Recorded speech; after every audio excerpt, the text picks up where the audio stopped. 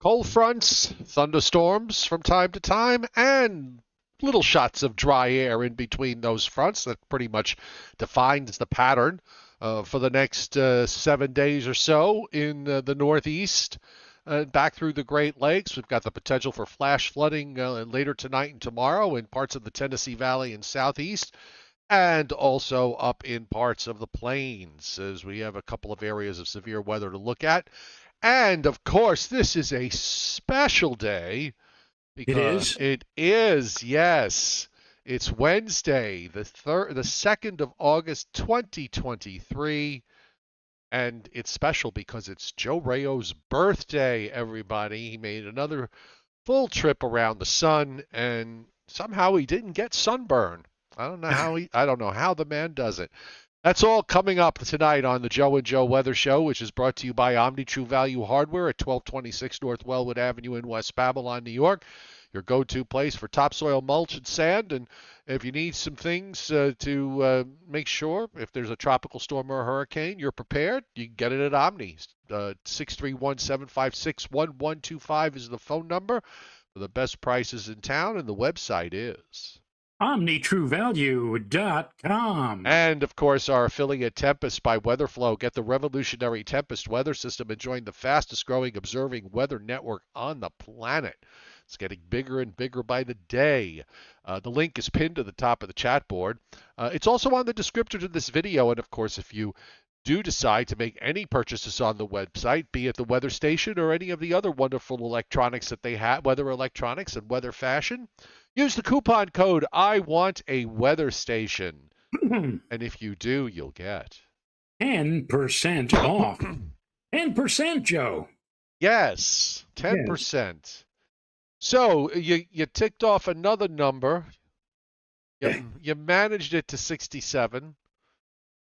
Three score and 7 years ago. I got that from Our Abraham. forefathers brought forth onto this country a new nation, or It's this so weird. continent. It's so weird to me that, 1 minute I'm in my 20s and all of a sudden I turn around and now and I don't know if you do this, Joe, but because I lived for most of my young life with my grandparents. My mom moved in with her parents after my parents divorced. And so my grandfather was, in a way, my surrogate father. And whenever I reach a milestone like this, I think about him and I think about how old he was, the same age that I am now. And December 18th, 1975, that's when he was the same age that I am today. And it doesn't seem right because back then, I mean, nothing against my grandfather, but he was old, and here I Well, am. and I don't know about you, but I just think people looked older in the back in the day because I look at people, I just maybe it's just human nature and how the mind works, but it just seemed like people that were 50 years old when you were younger just kind of looked older than 50-year-old and 60-year-old and 70-year-old people look today. I don't know. Maybe it's better living. It could be that. But Um, hey, you made it. You fulfilled your obligations to your contract for the Joe and Joe Weather Show for last year, and now of course you've been extended for another year. So don't cut it short. Okay, you're you know, booked. on the TV show MASH, Colonel Potter, which was played by Harry Morgan, supposedly in the show, Colonel Potter was 62. And I hate to say this now, I'm 5 years past that. Oh, I And know. I think you're right about the perception of age over the decades, because there was an episode of The Honeymooners, one of the classic 39 episodes, where Mr. and Mrs. August Gunther, Mr. Yes. Gunther made donuts, and he and his wife came to the Cramden's apartment because that's where they used to live. And the woman who was his wife looked like this very elderly woman, like she was like in her 70s, maybe even close to 80. And she said, "You may think that we're very strange, but we're celebrating our 40th wedding anniversary. And this is our original apartment." And now Renata and I are going to be married 39 years in another month on September 1st. Next year will be our 40th anniversary. And I don't think we look anywhere like Mr. and Mrs. Gunther, who portrayed the honeymooners like they were like elder statesmen. They're Well, like, he also in those days they got married when they were 18. yeah, it's crazy. It's crazy. But you're right. I'm here. I feel good. That's all that Uh, matters at the end of the day. I just had a blood test. My A1C is down to 6.3, Glory. and my triglycerides are down, and everything is working. Thank God. Oh, here's to another year, and hope that we all enjoy this upcoming year, and hope that we all have better weather. Well, we've had great weather. The last few days have been spectacular, by far and away the nicest weather we've seen all summer, at least here in the New York metropolitan area, has been over us for the last few days. It looks like we're going to have one more reasonably good day tomorrow. Contino wants to know what's your fasting blood sugar. My fasting blood sugar? Yeah, I guess there's a number for fasting blood sugar. Well, I mean, I take my reading every morning, and whereas at one point before I went on, certain prescription drugs, it was like 160, 170, and now it's down to like 110.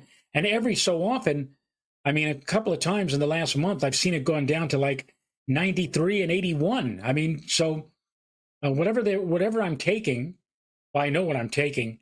It's working, and it makes my doctor very happy, and now I'm happy too. Well, if you're happy, I'm happy, and the chat board is happy as they extend your birthday wishes to you. Welcome to everybody tonight on the chat board to the Joe and Joe Weather Show. And for those of you who are lurking in the background, we're on Monday through Thursdays at 7:35 p.m. and Sundays at 11 a.m., usually off Fridays and Saturdays unless there's a storm around. But if there is, you can be sure that we will be here to take you through it. And nothing is pending, so we will be off this Friday and Saturday like we usually are. So subscribe to my YouTube channel and also turn your notifications on, because if you do, you'll never miss us. And, Never. no. And Yes. how empty life would be if they didn't tune into the Joe and Joe Weather Show. You know what? I just one last thing. I'm as the years go by, because you and I are both old show buffs. Does it ever occur to you the fact that all those people are dead? Right. Right. The people that even on MASH. Right. I saw an episode of MASH the other night that an MP was played by Chief O'Hara from Batman, and it was not too long after that Chief O'Hara kicked the bucket, and that was like 50 years ago. Yeah. No, it's and these were you see some of these shows where everybody's young, and I just look and I said, the whole cast is dead. There isn't a single person there. Although there are actually still, being a Perry Mason watcher, and I occasionally, do a little research on the internet with regards to some of the cast members. There are still a few of the actors that played various parts, criminals and so on, that are still around. They're mostly well into their 80s and some of them in their 90s, but there are some that are still there. Steve Lapointe is still here, and he extends a happy birthday to you by hitting the Super Chat tip jar. Thank you very much, Stephen. It is most appreciated. And on that note, shall we? Surely, let's check out the maps. Well, I have to say, first off, today, my low this morning was 61 and my high was only 82. So it was a very nice day here in the North Georgia mountains, and we're preparing. And actually, this is going to bring up another subject matter, but we're preparing for a couple of inches of rain, which is nice. And I noticed that a lot of places today in eastern Pennsylvania to southern New England, down into central New Jersey, could barely hit the 80-degree mark.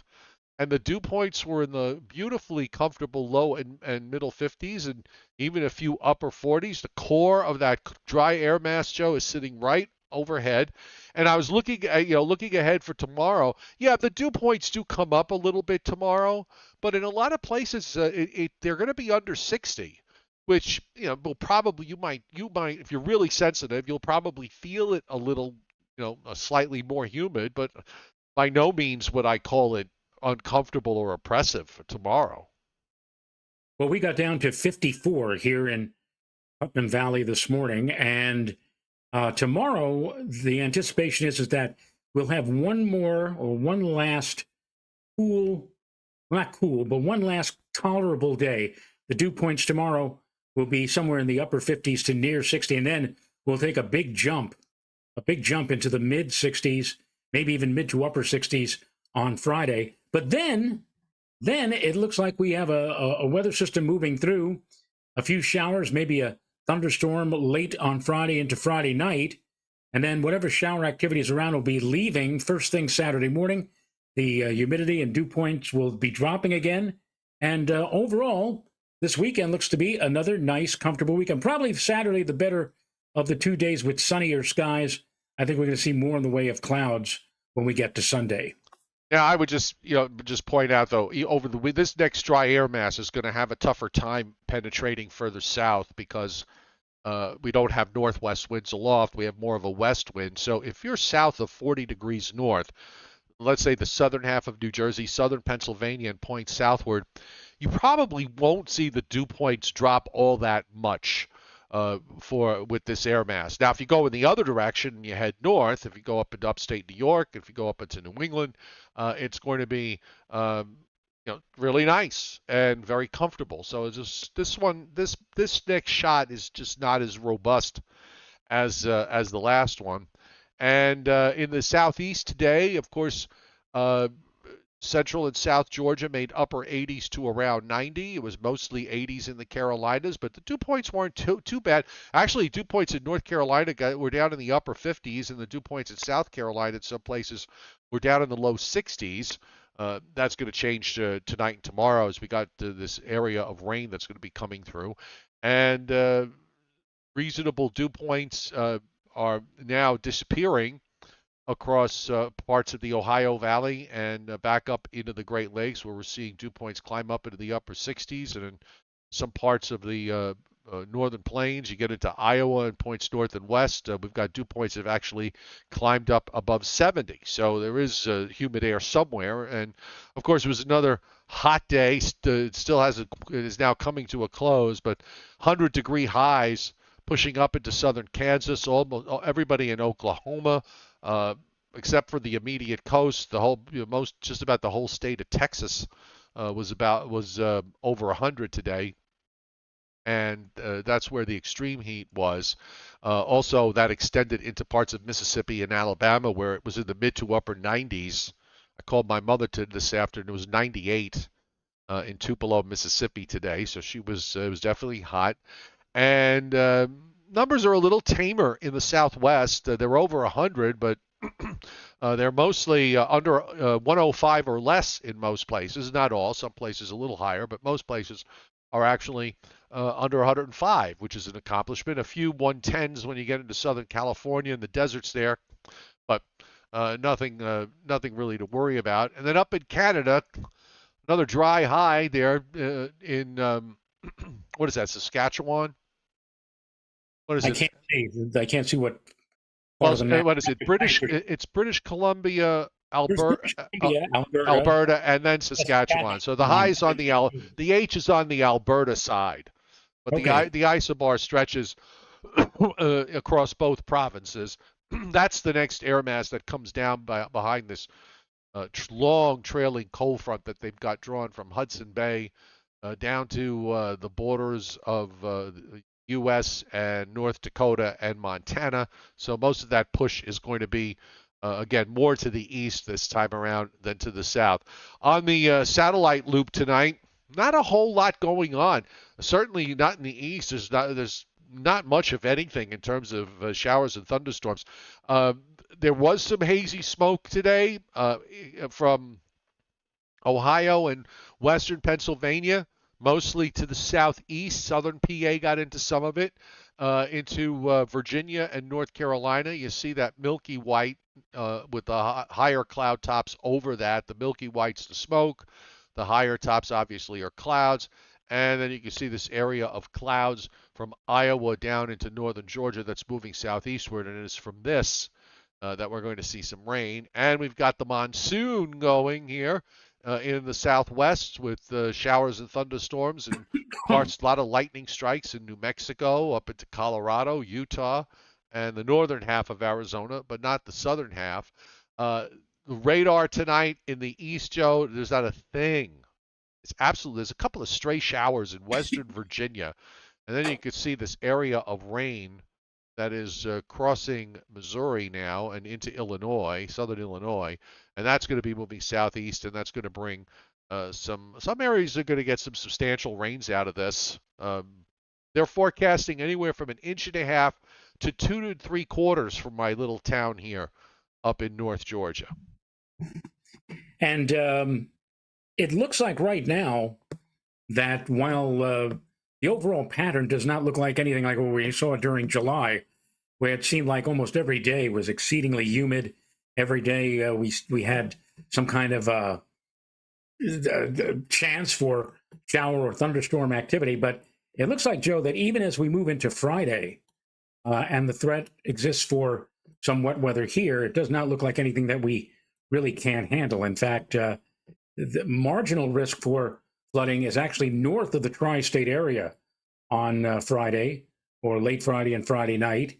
And then that will move on through, and then we'll go back into a drier air pattern in time for Saturday. Actually, let me correct myself because I thought that today was Thursday and tomorrow is Friday. No, tomorrow is Thursday. Next day is Friday. Friday, yes, we have marginal risk for some flooding. That's relatively small, only about at least 5%, and a slight risk for flooding across a good chunk of New England on Friday into early Saturday. Again, that's from the threat of showers and maybe some late day and nighttime thunderstorms. And then we should dry out and clear out in time for the start of the weekend on Saturday. Well, since you brought it up, I brought the map up, at least for tonight. There's actually a moderate risk for flash flooding for eastern Missouri and southwestern Illinois that extends into a small portion of Kentucky. And that area of risk also extends westward. There's a slight risk back up into much of Utah, eastern Nevada, southeastern Idaho, and much of western Wyoming, except there's a little nose that they got poking eastward into southeastern Wyoming. And then tomorrow, WPC has a marginal risk up in upstate New York and Vermont into New Hampshire, marginal to slight risk over me, a large area of slight risk for the Tennessee Valley, west of southern Appalachians, down into central Georgia, western North Carolina. And we've also got areas of slight risk in the Central Plains and pushing up into the northern Rockies. And then for Friday, WPC, yeah, they've got the marginal risk, which is 5 to 15%. Right just north of Route 195 in New Jersey, northeast PA, northeastward, slight risk for a large portion of New England, southern and central New England, and kind of getting up there even into parts of northern New England as well. Also a marginal risk from southern North Carolina, eastern Tennessee, eastern Georgia, and the state of South Carolina. That's for Friday into Saturday, and it's not an issue for the weekend. Just want to go also back to the radar just to show you what's going on in the west, because we've got a bunch of flash flood warnings that are up for parts of southern Utah. We've got some severe thunderstorm warnings in northern Utah, so they're getting most of the action here. New Mexico points northward and northwestward from there into Wyoming. It's been a pretty wet summer out there, which I saw. I saw a story on 60 Minutes. We were talking about the Colorado River and how that river is so important to the Southwest, particularly into Arizona, and all the water problems that they have because of the fact that they've got a lot of people that have moved there, and the state wasn't really designed by nature to support a lot of human beings. So they're trying to resolve the water crisis there, and the river. We know the rivers and the lakes out there are very low, but certainly the wet weather there these last number of months has helped the cause. Yeah, I still don't understand though. After all of those, and I'm using the new term now, atmospheric rivers that hit the western United States over last winter, I would have thought, my goodness, that certainly should be helping in a big way to help the Colorado River. But they still are talking as if the Colorado River has seen hardly any precipitation over Uh, the last year or so. it's been so below normal. I guess it's going to just take a lot to bring it up to even just back to normal levels. Or is it just because so many people have now moved out to the desert Southwest that demand Well, is demand is huge. yeah.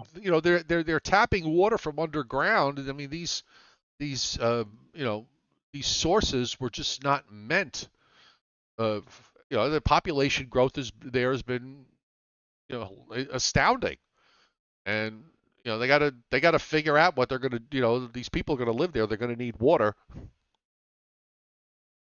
Well, I saw it for myself. I was out in the Southwest. Renata and I were out there last year in the spring, in May and early June, and a lot of people were talking about the necessity for water and how low the water levels were. And like I said, I just thought all that wet weather we had over the winter out there would certainly alleviate the problem, but apparently it put a dent maybe, but it hasn't really done all that much. Yeah, So, California is okay. oh yes, You know, California. not quite the case in Arizona and New Mexico and Colorado and in Utah. Although again, they have made some progress here. Quiet John, Joe. Quiet John not only hit the super chat tip jar, but he's got one of those dancing emojis there Yes, that I says saw. super effective. Yes. So that's a happy birthday for you. Yes, I thank Quiet John very much, and also Steve Lapointe, who hit the tip jar, and it's always very nice that I might actually be able to um take the wife out to breakfast maybe tomorrow morning, and also my daughter, who was with us as well. She just got back with her fiance to Quiet John, you got Quiet John hit the tip jar again, Joe. Oh my. Yes, Happy birthday, Joe Rayo. Yes, thank you, Quiet John. Most generous, by the way. yes, Thank you so much. yes. And Howard A. Yes, Also Howard Hayes. Hmm. hits the super chat tip jar. Thank you so much, and he wishes you a happy birthday, Mr. Rayo. The Storm Prediction Center tonight. There's not a whole lot of severe weather going on. There's areas of marginal risk in the parts of the west, in the middle Mississippi Valley. We've got a marginal to slight risk there. But a large portion of the east is not even in general thunderstorm activity. I mean, that's how quiet it is. Now, for tomorrow, we actually do have an enhanced risk of severe weather being indicated for portions of northwest Kansas, northeast Colorado, and southwestern Nebraska. A larger area of slight risk around that, and the marginal risk that extends further west. Also, marginal risk from southeast Missouri southeastward into northwest Georgia and the northern half of Alabama. Marginal risk from eastern Michigan across upstate New York, mainly along and north of I-90. So marginal would be for isolated severe thunderstorms in the forecast there. And they do have general thunderstorms indicated tomorrow from Maine down all the way down to Florida, with the exception of southeast Virginia and northeastern North Carolina and down east Maine, where they have no thunderstorms. I kind of thought that for tomorrow evening, if there's going to be anything, it'll probably be well inland. Yeah, I think tomorrow, much if not all of the day, will be dry. But there is a chance, I think, late tomorrow evening, locally, for a thunderstorm, and then a much better chance for thunderstorm activity later in the day on Friday into Friday night. There may still be a lingering shower, Joe, depending upon how fast the next weather front moves on through early on Saturday morning, and then that should clear away. Skies should get bright and sunny by midday and afternoon on Saturday. Saturday looks to be the brighter and sunnier of the two weekend days right now. Art Cy hits the tip jar tonight. Thank you, Art. And he also has his first super sticker up there. I don't know. That's a dancing what? Is that a pear? I I don't can't. quite know what it is. Yeah, but whatever it is, it's happy. And Yes. if that's happy, then we're happy. Rainfall amounts from WPC. We got a lot of areas that are going to get some substantial rain in the next 7 days. The Northeast, away from the coast, anywhere from an inch and a half to as much as 2.5 inches, up into New England and into southeastern Canada. Also, from eastern Missouri southeastward into Georgia and South Carolina. There's a little patch there of orange, which is 4 to 5 inches, indicated right over me. I actually would like to see that much. It would work. It certainly would work for me. And also some big rains in the northern plains and extending back into the northern Rockies with inch and a half to 3 inches plus. And of course, in these situations in the summertime, I always have to throw in this disclaimer, and that is, or a footnote, it's convective. And these are sort of smoothed out numbers, but certainly there'll be some local areas that would run the risk of maybe seeing double those rainfall amounts. Even the high numbers could come in above. So just bear that in mind. Ken Musillo just hit super chat with a super sticker, Joe. Thank you, Ken. Very generous of you. Wishing you a happy birthday, Mr. Rayo. Well, thank you very much, Ken. Thanks so much. Thanks to everybody who is at the tap jar. And no, Tom Contino or whoever else on the chat board, I don't know yet about the Farmer's Almanac or the old Farmer's Almanac. Are they available? Can we pick one up? Can we see what their winter outlooks Does it happen to be? matter? I'm not sure. Yeah, exactly. Does it matter? Both publications are very interesting. They have a lot of interesting articles and stuff on the sun, the moon, the planets, or that. But the weather, I think somebody already mentioned it on the chat board. The weather forecast, that's sheer entertainment. Oh, yeah. To titillate you. So exactly. Which means that they're going to main for a cold and snowy winter in the east for the umpteenth time. Leon Probitsky is also just banged the tip jar. Thanks for being you. I don't know what that is. It's green. I think it's green. It looks like a headband is around it. Yeah, and I'm not sure, but whatever it is, it's happy. So just like the other one, if that's happy, we're happy. And thanks for being you is a quote, I guess, from Mr. Rogers. You used to say, "You're the only person out there who is you. Thanks for being you." Anyway, that's. All right, so just looking at the upper air pattern, I've got it back to Sunday afternoon when this deep trough was parking itself into the eastern part of the United States. It's not just the trough, but the fact that it was very slow to get out of the way. So obviously we benefited from that in much of the east with this stretch of relatively, in some cases, very nice weather. In some places, relatively nice weather, depending on where you are. I'd say maybe if you go further south, you might say relatively nice weather, because the dew points were a little higher, but they were still, reasonable. And to get 4 days in a row of weather like this, and I'll even count tomorrow, we'll make it 5. Because tomorrow's going to be tolerable. As you said, I think that's a good word, Joe. That's a strong word. Yes. It really, it's the word that I could not think of with my younger brain. But anyway, this trough, forever to get out of the way, but it finally does. And as has been the case now for well over a month, probably 6 weeks, one trough pulls out of the east, another one drops in. And this one is actually just kind of dropping southward from Hudson Bay. It's actually coming southward further east than some of the other troughs had. So it's going to be limited in what it can produce in terms of drier air, but we still got that connection coming down out of northwest Canada, which is really important here. And the trough is going to swing around, and it's going to strengthen a bit as it moves up into New England on Saturday.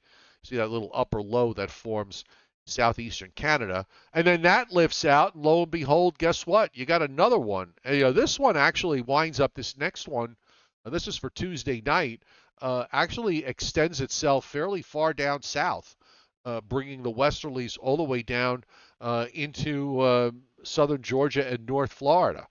So some of that dry air, as we said, next week we'll have weather fronts coming through and air masses in between that will lower the dew points, which is good because when the fronts approach, the dew points are going to come up, but there's no time for the temperatures to go up.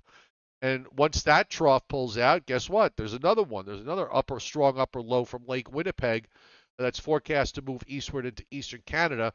It's not doing the same thing as the other troughs are. It's kind of lifting up and out, but it's still leaving troughing down in the eastern part of the United States. And as we go along in the longer range, there's one at the end of the forecast period, Joe, that dives southeastward from northwest Canada and into eastern Canada. So here we are on the last day of this forecast period here, which is Friday, August 18th, and there is still no sign of this pattern breaking down and into in the, eastern in the next 10 days to 2 weeks. last day. Hello? Yes, no, I'm here.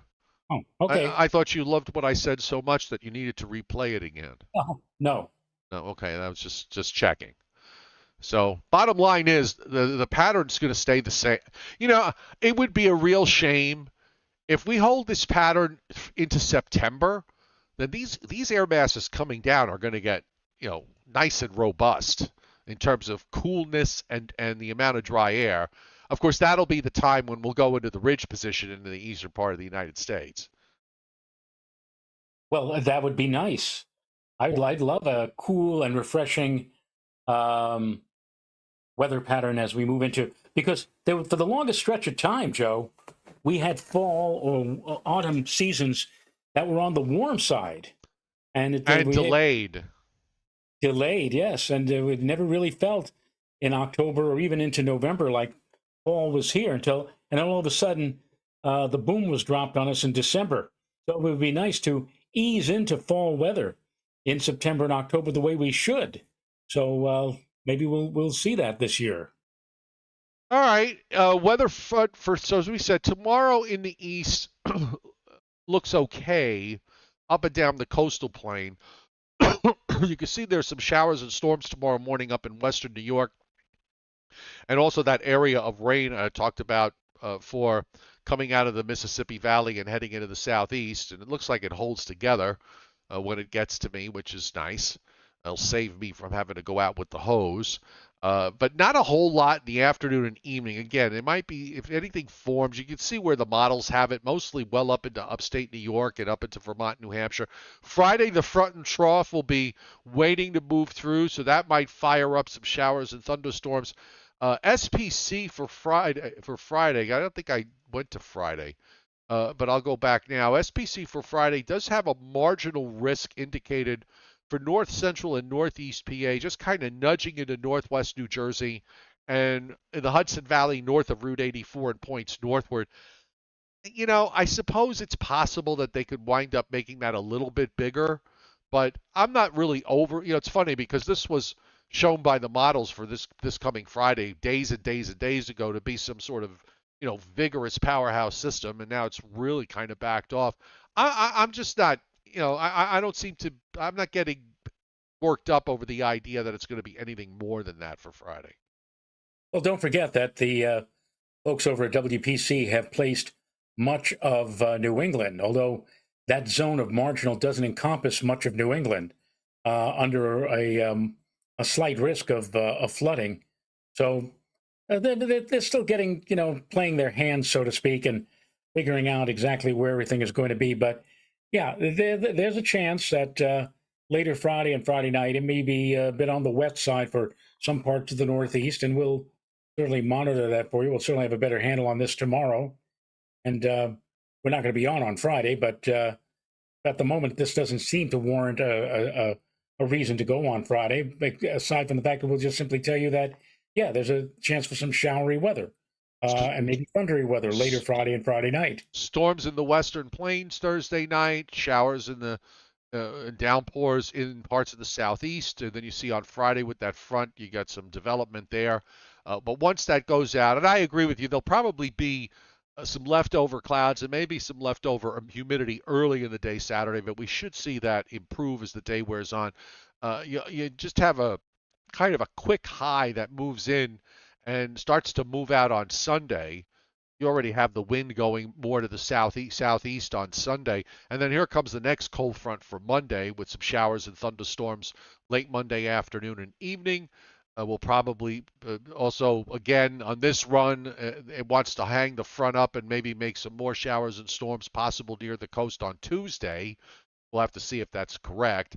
But it looks dry for Wednesday into Thursday, and then there's another front for the end of the week with what looks like maybe a little bit more of a high trying to come down. But, the models are trying to show some kind of wave on the front for late next Friday with some showers and storms. There's a little tropical system here on this run of the GFS. It's very, it's kind of hard to see, but there's a little closed isobar there east of the Florida coast that's moving northwestward and is into eastern North Carolina. But this is so far out in the long range. This is something that the ensembles have been showing on various models, more the European than anything else, which has been spinning up major hurricanes in its long range now for about a week. The problem with it is that it never seems to get out of that long range period. We've had a week go by, and it's still kind of focusing in on the late part of that time frame rather than see it progress closer. So that plus the fact, Joe, that the operational models of both the European and the GFS have not really been showing anything. It's been more the ensembles. So I remain dubious about those systems. We'll see if that changes over the coming days. And there's nothing really in the tropics to speak of that is pending at the moment. So for now, August is quiet. Yeah, we saw a couple of days ago they had a Category 3 storm along the Carolina coastline, but that doesn't look like now it's going to. Gone. So now it's gone. It's all gone. That's why you don't spend a whole lot of energy when it comes to those sorts of things. Helen Bertona, Joe, wishing you a happy birthday. Thank you. She says, happy birthday. Happiest of birthdays, Joe R. and Joe C. And a happy day to you. Well, it's not my birthday. Mine's in January when we will have a big snowstorm on my birthday, I've been told. Okay. Yeah. I got a memo today from the people who create those things. And there'll be a big snowstorm on my birthday somewhere. That would be nice. I'd love to have a big snowstorm on my birthday, but that's never going to happen. No, not unless you go some elevated place way up north someplace. You may have to go way up north. Like Mauna Kea or something, that's even up there. It's kind of difficult to get one this early in the season. Maybe up in Greenland. Oh, Greenland, yeah. You can go to Greenland. Since you park your lawn chair on some glacier up there, and hopefully you don't melt away. Yeah. Okay, so who has Briller Jeopardy tonight? I do. I think you do, Joe. I do. And I snuck a peek at it, so it was kind of interesting. Is it about dark shadows again? No. We're back to weather. We're talking about August weather now in New York City. And the first question tonight, thank you, Mr. Scott, for sending this along. Hope you and Mother Briller are doing well. So, Joe, what was the highest temperature ever in August in Central Park? It's funny. You'd ask me that question in July. I could give you the exact date. In August, I'm not sure. I think at least once we have seen temperatures in August reach to above 100 degrees. So I'll say 101. Well, on the chat board, Chuck Cardillo says 103. So does Rosemarie Osborne. Joe Z says 102. So does Northern Grace. Maggie P. and Helen Bertona agree with you, 101. Rich Rothmansky, 106. Michael Azera, 105. However, Paul Roman, Northern Grace, Joe Z, and I thought I saw somebody else. Northern Grace, Joe Z, Northern Grace. Oh, no, hold it. Sorry. Let me start that again. That didn't work. However, Owen Danyo, John Melander, Howard A., and that might be it. Those three hit it, Joe. 104. 104 degrees. Wow. And what was interesting, it was in August of 1918. And the winter of 1917, 1918 stands out because there was that brutal 4 day, I think it was 4 day cold period Yes. in January in that year. So you had records set on both extremes. I believe it was below zero for New York City for a couple of days in a row Wow. in that. What was the lowest temperature, Joe? I don't think it dropped into the 40s ever at Central Park. I'll say uh, I'll say 50, 52. You'll say 52. Maggie P says 50. Christina Pedia says 51. Helen Bertona 59. Art Cy 53. John Melander 52. Timmy Grow 54. Josie says 49. So does Steve LaPointe. And Northern Grace said 51. But Howard A. And also, who said it earlier? Maggie P. 50. 50. 50. And that was in what year? I'll say August 31st, 1976. I don't know the date, but it was 1986. 86. It got down to as low as 50 degrees. That's pretty good. Now, what was the record cold maximum? Oh, God.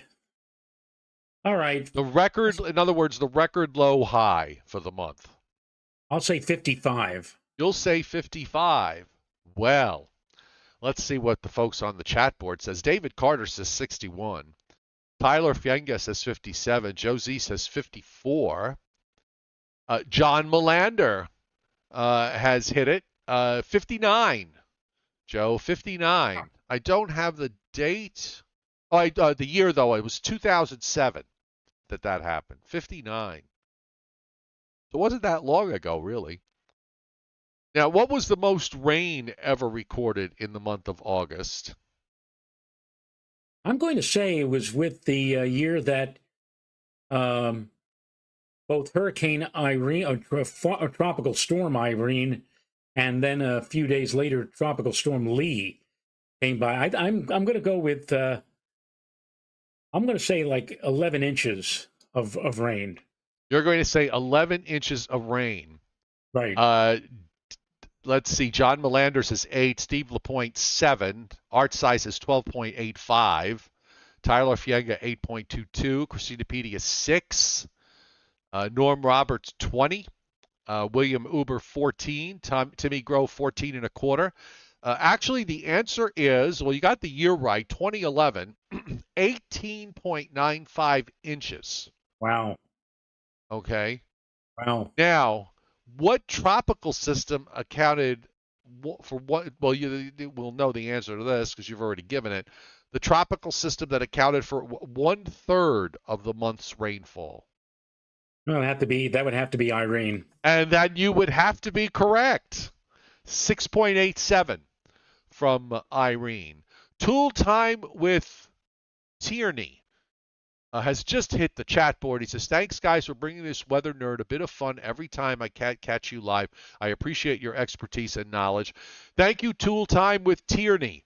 You're new to the chat board, and it's nice to see you there. And thank you very much for hitting Super Chat on this wonderful day. It should be a national holiday. I hear that that Congress may be working on it right now, except for the fact that they're on summer vacation, so they're not in Washington, but it is being talked about, Joe. You know. Okay. Oh, and by the way, I mentioned earlier. I got a kick out of the local forecast for me today. Hopefully they didn't change it because I want to read it word for word.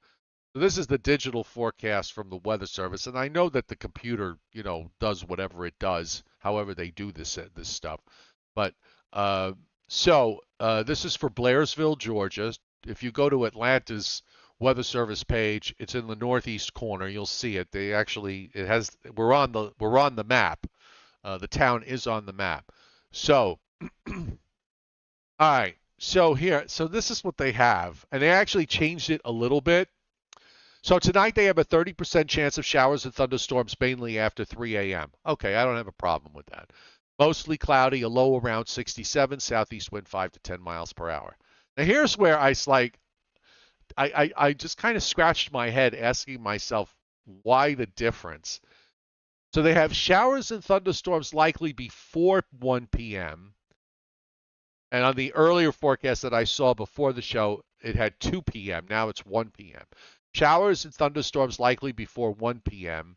Then showers and possibly a thunderstorm between 1 and 3 p.m. And then showers and thunderstorms after 3 p.m. Now, I just ask you this. Was it really necessary to separate the 1 to 3 p.m. time frame from the rest of it? Why couldn't you just have showers and thunderstorms likely all this is all pretty much all day? Okay. I mean, I just didn't understand why they had to say so between 1 p.m. it's showers and possibly a thunderstorm. The And then thunderstorms between 1 and 3 were taking a coffee break. apparently Yes. they must be union. Yes. So they're giving rainfall amounts between 3/4 of an inch to an inch. And then Thursday night, they have showers and thunderstorms likely mainly before midnight, then showers likely and possibly a thunderstorm after 2 a.m. So I guess between midnight and 2 a.m., it's not going to do anything. Now, I won't really go too crazy on that one because being up here, that happens a lot where you get these, showers and, I'll see it on how they have it displayed on the app, and then they'll have like a couple of hours where there's no rain and then it comes back. And I've seen that, that's kind of how it happens here, especially with the mountains. But I just thought it was, I just got a little bit of a kick out of the fact that they had to break that down for the daytime tomorrow, that between 1 and 3 p.m. It was only a thunderstorm was possible rather than likely. I've sometimes wondered when the forecast, and I've seen this done a number of times in New York, mostly sunny with a chance for afternoon thunderstorms. I'm saying to myself, well, really, if you're going for mostly sunny, how is it possible you're going to get afternoon thunderstorms? If you're going to have afternoon thunderstorms, certainly there should be a change in the wording from mostly sunny to becoming cloudy, because I don't even recall ever seeing a sky that has a thunderstorm in it, Joe, with mainly sunny skies. This is a very, very low thunderstorm. Or a very teensy thunderstorm. A teensy thunderstorm. Itsy bitsy. What is it, an itsy bitsy or a teensy weensy? Which one's bigger, the teensy weensy or itsy bitsy? I think the bigger one was the itsy bitsy. All right. Well, I would have thought the teensy weensy one would have been the bigger one. Oh well, it is what it is. So, did you finish? Did Mrs. Rayo make the cake? Yes, she did. Of course she did. In fact, it was so rich I could only eat. She cut me a slice, and I could only eat half of it.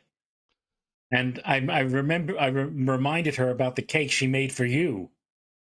Oh God! Oh, that cake was. I still talk about it. It was. And I'm not a cake lover at all, but this cake was just absolutely decadent. Yes. Decadent. Oh, it was unbelievable.